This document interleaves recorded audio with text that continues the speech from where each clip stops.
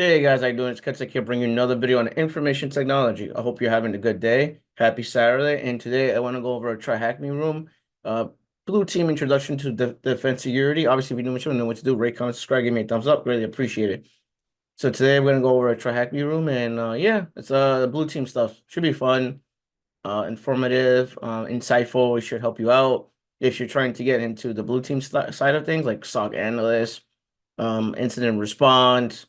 Some of the stuff that is covered here, I did some of this stuff when I worked in cybersecurity. So let me share my screen, go over this real quick. All right, give me a second. So we're gonna do screen dos right there. All right, cool. So intro to defense security, topics such as threat intelligence, SOC, DFIR, and then SIEM. So offensive security focuses on one thing, breaking into systems. Breaking into systems might be achieved through exploiting bugs, abusing insecure setups, and taking advantage of unenforced access control policies, among other things. Red teams and penetration testers specialize in offensive security. Defensive security is somewhat of the opposite of offensive security, as it's concerned with two main tasks: preventing intrusions from occurring, detecting intrusions when they occur, and responding properly. Blue teams are part of this defensive security landscape. Some of these tasks that are relatable to defense security include using cybersecurity awareness training. So yeah, this is the one that I talk about a lot, always, like social engineering, right? Like, you have customers or clients that for some odd reason they will click on a free Starbucks coffee. So that's the example I always talk about, where I was working in a hedge fund, and I sent a free $25 Starbucks coupon to a bunch of people just to see if they would click on anything, and guess what? They did click on it. And then later on, we had to give them training because I was like, "What? Why?" I'm like, "Why are you clicking on this? Why aren't you looking at the header? Why aren't you reporting it to cybersecurity? Because we have the option to report it to cybersecurity. Like, we have that option on Outlook, using report as phishing as an add-in on our Outlook. So it was very, like, it was a little, it wasn't annoying. It's just like, we educate you, and then 5 minutes later you just click on whatever, right? Like, you should know what you should be more educated. You should be more self-aware, and um just don't click on random things, please. If that makes sense. Yeah. So that was my issue with that. Documenting and managing assets. Yep, this is absolutely right. Again, we had information for all our assets, where our assets are, what floor they're at. I literally had a document on where our assets are, what is the IP address of our assets, what floor they're part of, who's in charge of that asset, like who's the one that's using that asset. Um, and yeah, and that's it. Updating and patching systems. Yep, we did that. We did that with SSEM again. So, like, if you work system admin or desktop support, you may be patching and updating systems using SSEM or another third-party tool. Setting up and preventive security failures. Yep. So this is for firewall intrusion preventive prevention systems, IPS, or critical components of preventive security. Firewalls control with what network traffic can go inside and what can leave the systems, or network IPS blocks any network traffic that matches present rules, attack signatures. Setting up login and monitoring devices. So again, this is like if you have some sort of tool to see monitoring devices, like would be an example of that would be Sentinel-1, CrowdStrike, any type of tool that can monitor your systems. You will see something like that, or Cyber Heaven, any tool. So in this room, we'll cover Security Operations Center, so SOC, Threat Intelligence, Digital Forensics and Incident Response, DFIR, and Malware Analysis. So malware analysis is, I don't really do that, but a good YouTuber to follow for malware analysis would be John Hammond. I interviewed him on my channel, so you should probably go and check out his videos, and then look at one of my old videos where I interviewed John Hammond. All right, so him hit submit. Which team focuses on defense security? So we have here. See which team focuses on security. So we have cybersecurity. So basically you gotta read the actual thing here. So it says here,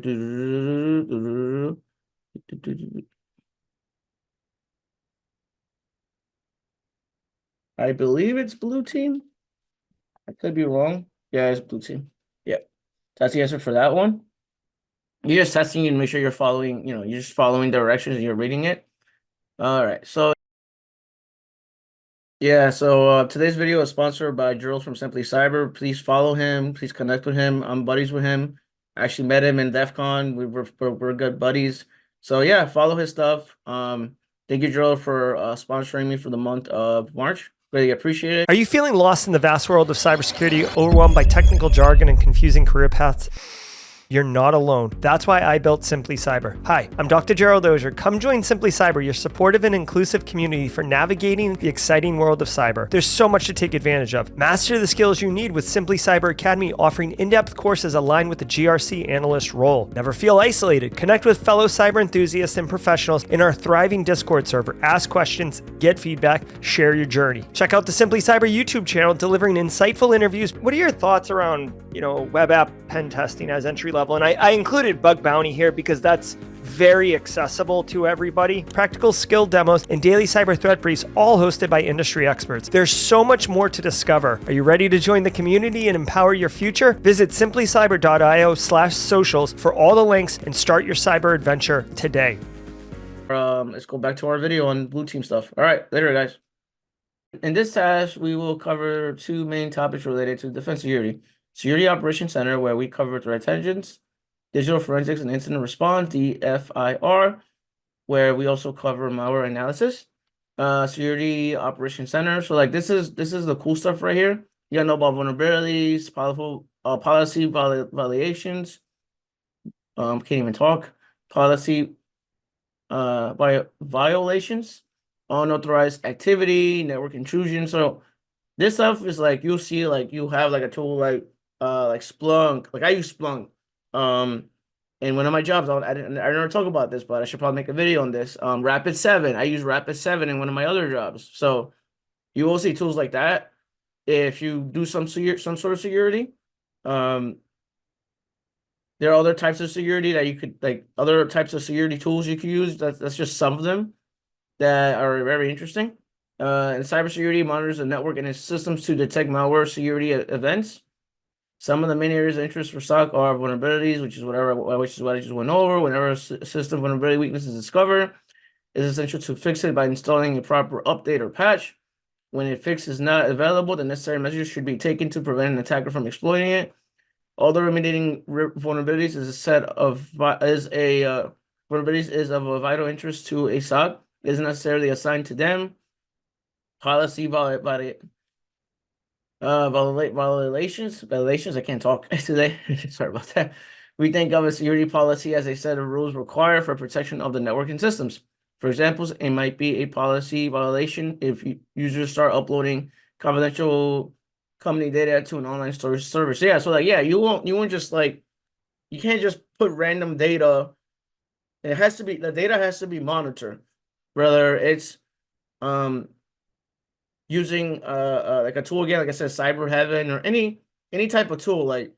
You have to make sure you know what goes on with that data, right? We don't. That's why we had all these third-party tools in all my jobs that I work, because we want to make sure the data is not being leaked out, is not being put in public display. People are not just grabbing this data or sending it over to outside resources. Like a good example of this would be like if I send an email attachment and I email something that's related to the company to myself, to my Gmail account, which is my my external account, right? By default, it will be blocked. Like in some environments, not every environment, some environments, it will be blocked. I can't just email random documents to myself. You can't do that. That's a violation of the company policies, right? You just can't do that. It's not allowed. So unauthorized activity, in terms of the case where the user logs in, passwords are stolen, attacker uses them to log into the network. A SOC needs to detect such event, block it as soon as possible before further damage is done. So yeah, so unauthorized activity, right? Yeah, like this again, like sometimes we work in cybersecurity and sometimes we have people that for some odd reason they put their password underneath their keyboard. For some odd reason, they put their password in their cabinet. For some odd reason, they put their password by their display monitor, and they don't know what their password is, but it's written somewhere on their desk. And I'm like, oh my goodness. This has happened to me in my other jobs, by the way. This is a real thing. I'm not making this up. Network intrusions. No matter how good your security is, there's always a chance for an intrusion. Yep.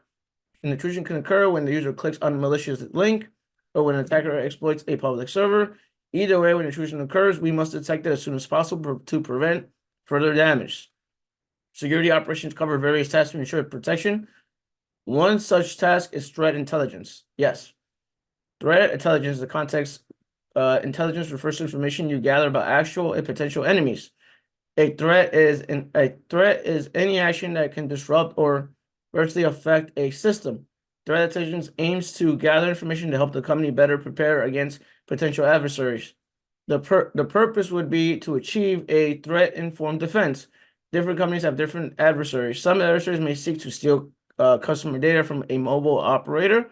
However, other adversaries are interested in halting the production in a platinum refinery. Example adversaries include nation state, cyber army working for a political reason, and a ransom group acting for financial purposes based on the company target. We can expect adversaries. It says your intelligence needs data. Data has to be collected, processed, and analyzed. Yeah, so basically, like, I'm not gonna read the whole thing, but basically, yeah, it's just the data that's being sent in and out. And then they grab your data and they can use your data to harm you. So you got to be careful with data that's being leaked out, if that makes sense. So this is very important. Like I do talk about this. Like this is very important. Like just be careful with what you upload and put out there, because if people find it, they can use that against you. It's very important that you just gotta be a little, just be careful with what you put out there, if that makes sense. All right. Digital forensics and incident response, DFIR. This is digital forensics, incident response, malware analysis. Digital forensics is the application of science to investigate crimes and establish facts with the use and spread of digital systems such as computers, smartphones. A new branch of forensics was born to investigate related crimes, computer forensics, which later evolved into digital forensics. In defense and security, the focus of digital forensics shifts to analyzing events of an attack and its perpetrators in other areas such as intellectual property, theft, cyber espionage, and possession of unauthorized content. Consequently, digital forensics will focus on different areas such as file system, system memory, system logs, network logs. And we have incident response. An incident usually refers to the data breach of a cyber. However, in some cases, something that be less critical, such as misconfiguration, an intrusion attempt, or a policy violation. Examples of cyber attacks include an attacker making our network or systems inaccessible, defacing, changing the public website, and data breach, stealing company data. How would you respond to a cyber attack? Incident response specifies the methodology that should be followed to handle such a case. The aim is to reduce damage and recover in the shortest time period. Ideally, you would develop a plan ready for incident response. So this is where you have like a blue team playbook, for example. That's an example, a real life example. We have some sort of playbook that you use for your job. Every company that I have worked has a playbook. At the time, I didn't know it was called playbook. At the time, we called it I guess cybersecurity prevention or maintenance. I guess that's we would just follow protocols from cybersecurity and that's it. But it's actually a playbook. So anyway, incident response. An incident usually refers to the data breach of cyber attacks. However, in some cases, misconfigured. I read that already. All right, sorry about that. The four major phases of incident response process are preparation, detect and analyze, containment, ratification, recovery, post-incident activity. Yeah, so train and handle the incident. Team has necessary resources to detect the incident. Once the incident is detected, it's critical to stop it from affecting other systems. Yep. So we notice the system is infected with a computer virus. We would stop to contain the virus from spreading to other systems. After successful recovery, report is produced, learn lesson to share to prevent server from further incidents. Yeah, so here we go. Preparation, detect and analyze, containment and eradication and recovery, and post-incident activity. And then this is malware analysis. Like what does a malware analysis does? Software refers to programs, detects documents and files that you could save on a disk or send over the network. Malware includes many types such as viruses, piece of code, Trojan horse, ransomware. And it says malware analysis aims to learn about such malicious programs use various means. Static analysis works by inspecting the malicious programs without running it. Usually this requires solid knowledge of assembly language. Processors instruct, i.e. computer fundamentals instructions. Dynamic analysis works by running the malware in a controlled environment, monitoring its activities, and lets you observe how the malware behaves when running. So yeah, so that's what this is. So digital forensics, incident response, malware analysis. So as I say, what will we call a team of cybersecurity professionals that monitors a network and its systems for malicious events? I know the answer to that one already. So that would be Security Operations Center. That should be the answer. I mean, there's no other answer for that. I'm gonna copy paste that. Got that right. What does DFIR stand for? The Digital Forensics and Incident Response. So I'm gonna go here. Copy that bad boy real quick.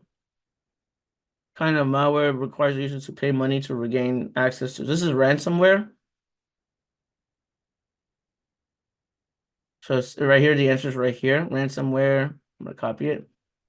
There's a malicious program that encrypts the user's files. Encryption makes the files unreadable by knowing the encryption password. The attacker offers the user the encryption password. The user is willing to pay. So this is ransomware. I got that section right. Fantastic. All right. And then now we're actually gonna do a room now, so this should be fun. So what I'm gonna do is I'm gonna make this a little bit bigger. Actually, I'm gonna leave it like that actually. Let's see if it opens up on the side. It does. All right, cool. So I don't want to make it too big. I don't want to make it too small. You can see the whole room. Let me move this here. All right, cool. So